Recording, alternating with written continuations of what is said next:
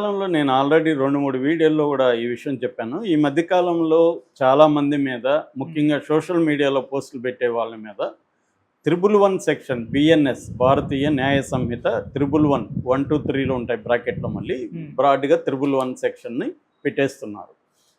ఎక్కువగా ఆంధ్రాలో YCP social media యాక్టివిస్టుల మీద 111 విపరీతంగా పెడుతున్నారు. పోసాని కృష్ణమురళి గారు మీద కూడా పెట్టారు.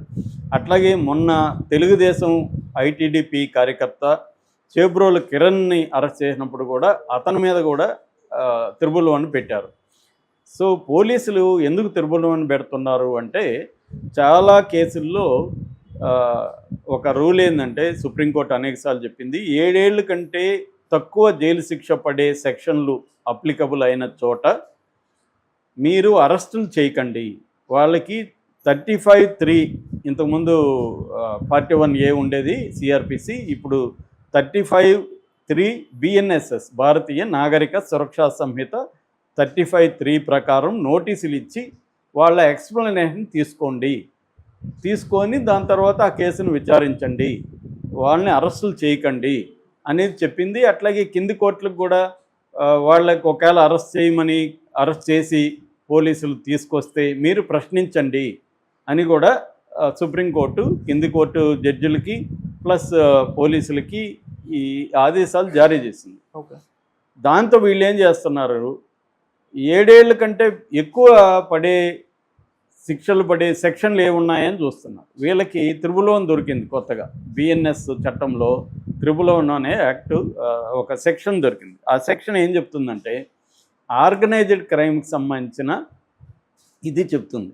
ఆర్గనైజ్డ్ క్రైమ్లో క్రైమ్ సిండికేట్ మెంబర్గా ఉన్న, ఆర్గనైజ్డ్ క్రైమ్ సిండికేటు మెంబర్గా ఉన్న వాళ్ళకి ఆశ్రయం ఇచ్చినా, లేకపోతే ఆర్గనైజ్డ్ క్రైమ్లో నుంచి వచ్చే డబ్బులు నువ్వు తీసుకున్నా వస్తుంది. ఇంకా కొన్ని ఉన్నాయి, నేను తర్వాత దీన్ని వివరిస్తాను. అసలు ఈ సెక్షన్ని ఎందుకు మిస్యూజ్ చేస్తున్నారు ఇవన్నీ కూడా తర్వాత మాట్లాడుకుందాం. ముందు అసలు ఈ ఇద్దరు జడ్జిలు, high court judge, Mangalagiri court judge, ఇద్దరు కూడా దీని మీద ఏం మాట్లాడారు అనేది ముందుగా మనం మాట్లాడుకుందాం. ఫస్ట్ మనం పోసాని కృష్ణమురళి మాట్లాడుకుందాం. పోసాని కృష్ణమురళి మీద ఆల్రెడీ 17 కేసులు ఉన్నాయి. ఆయన మీద కూడా 111 పెట్టారు. 111 పెట్టడం మీద గతంలో కూడా హైకోర్టు ఆదేశాలు జారీ చేసింది. 111 ఎందుకు పెడుతున్నారు, కంప్లైంట్లో లేని సెక్షన్లు పెట్టకూడదు, మీరు పెడుతున్నారు. పెట్టినప్పుడు కింది మ్యాజిస్ట్రేట్లు, క్రిమినల్ కోర్టులో ఉండే మ్యాజిస్ట్రేట్లు, మీరు మెకానికల్గా రిమాండ్ ఇచ్చేస్తున్నారు, మీరు పోలీసుల్ని ప్రశ్నించాలి. అరే భయ్ ఎందుకు పెట్టారు, ఇది కంప్లైంట్లో లేదు కదా, మీరెందుకు ఈ సెక్షన్ పెట్టారని అడగాలి.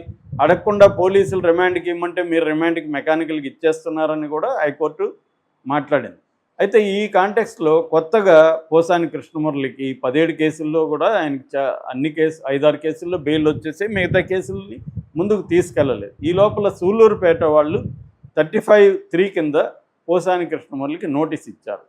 పోసాని కృష్ణమురళి దీన్ని సవాల్ చేస్తూ, ఛాలెంజ్ చేస్తూ హైకోర్టులో పిటిషన్ వేశాడు. అదేంటంటే, సార్ మీరు ఆల్రెడీ చెప్పారు 111 పెట్టద్దని, వీళ్ళు మళ్ళీ నాకు నోటీసులో 111 పెట్టారు, సో దీన్ని కొట్టేయండి కేసునని హైకోర్టుకి పోసాని కృష్ణమురళి వెళ్ళాడు.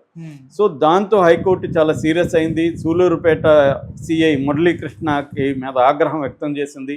మీరెందుకు ఇలాగా, మేము వద్దంటే కూడా మీరు ఎందుకు పెట్టారు, సో ఇది కోర్టు ధిక్కరణ కిందకి రాదా, మీరు కోర్టుకు వచ్చి మాకు ఎక్స్ప్లెనేషన్ ఇవ్వండి అని జడ్జి ఎన్ హరినాథ్ గారు చాలా సీరియస్గా ఈ సిఐ మురళీకృష్ణ మీద పెట్టింది. ఇదేం కేసు అంటే, బిఆర్ నాయుడు, ఇప్పుడు మన టీటీడీ చైర్మన్ ఉన్నాడు కదా, బిఆర్ నాయుడిని పోసాని దూషించాడని చెప్పి హరినాథ్ అనే వ్యక్తి, ఇంతకుముందు జడ్జి హరినాథ్ కాదు, ఈ కంప్లైంట్ ఇచ్చిన సుధాకర్ అనే వ్యక్తి, TV5 వ్యక్తి కంప్లైంట్ ఇచ్చాడు. జడ్జి పేరు హరినాథే.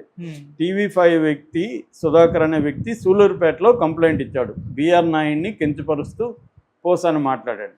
ఇది నిజానికి తీవ్రమైన నేరం కాదు, అంటే 10 ఏళ్ళు 20 ఏళ్ళు జైలు శిక్ష పడే నేరం కాదు ఇది. ప్రతి నేరానికి తీవ్రత అనేది ఉంటుంది అన్నమాట. అది మన చట్టాలు డిఫైన్ చేస్తాయి, మనం డిఫైన్ చేసేది కాదు. ఏ నేరం యొక్క తీవ్రత ఏంటి, ఇప్పుడు హత్య చేయడం ఒకరిని చిన్నగా కొట్టడం రెండు ఒకే రకమైన నేరాలు అయితే కాదు కదా. అందుకని నేర తీవ్రతను బట్టి, నేర స్వభావాన్ని బట్టి, ఆ నేరం చేసిన విధానాన్ని బట్టి సెక్షన్లు అప్లికబుల్ అవుతాయి. జడ్జిలు కూడా ఇవన్నీ చూసుకొనే శిక్షలు వేస్తారు. అందుకనే హత్యలు చేసిన వాళ్ళందరికీ మరణశిక్షలు వేయరు.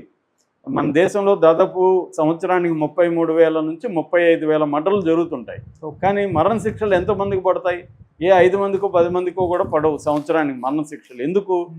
ఎందుకంటే రేరెస్ట్ ఆఫ్ ద రేర్ కేసుల్లో మాత్రమే మరణశిక్ష అంటే ఉరిశిక్ష మన దేశంలో. ఉరిశిక్ష వేయండి అనేది మనకున్న ఆదేశాలు.